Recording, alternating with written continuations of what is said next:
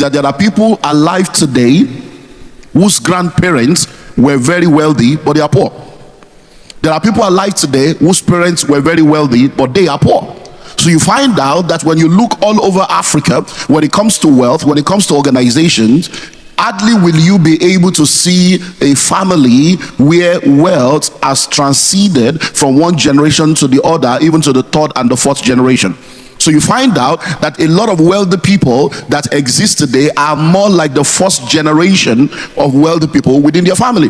So most likely, when you see wealthy people today, their parents are poor or their grandparents are poor, and then they tell you about the story of how they have been able to break through that barrier of poverty and come into a place of wealth.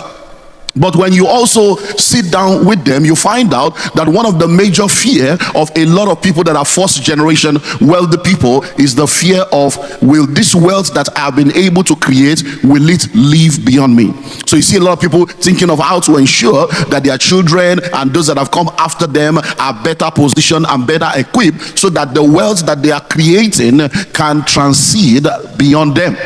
One of the reasons why a lot of organizations and a lot of wealth does not go beyond the first generation to become sustainable is because most of the time the first generation is always a pioneering generation.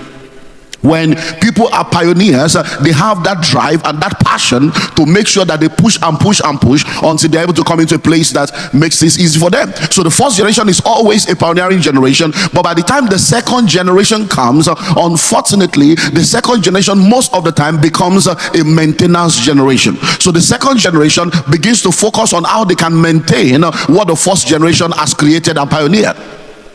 By the time we get to the third generation, you find out that the third generation have become an entitlement generation, because most of the time the third generation are people that are born into a place where they have not been able to understand the struggles of the first generation. They were born into wealth, they were born into ease, they have been able to leverage on the possibilities that have been created by those that have gone ahead of them. So you now find out that by the time we get to the third generation, the wealth begins to fizzle out instead of being sustained.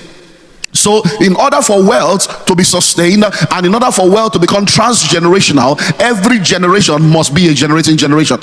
So the first generation must be a generating generation that continues to generate wealth.